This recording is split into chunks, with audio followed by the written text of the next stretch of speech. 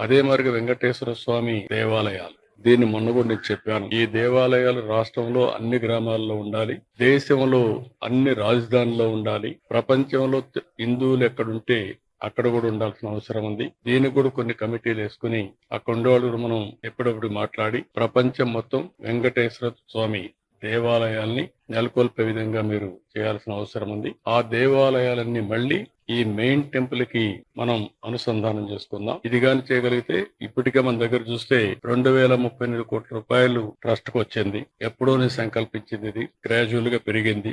837 కోట్లు ఖర్చు పెట్టాం. కోటి వచ్చినాక ఈ మధ్య కాలం కూడా వచ్చింది. ఇందులో మనం చూస్తే దగ్గర ఒక 202 కోట్లు వడ్డీ కూడా వచ్చింది. 602 కోట్లు ఖర్చు పెట్టారు. ఇంకా దగ్గర 1700 కోట్లు ఉంది.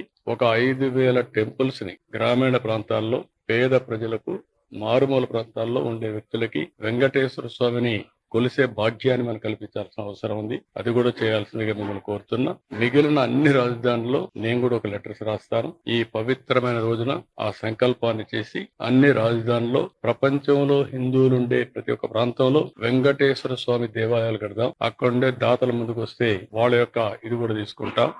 అవసరమైతే మనం కూడా కొంత డబ్బులు ఖర్చు పెట్టి ఈ కార్యక్రమాన్ని పూర్తి చేద్దాం.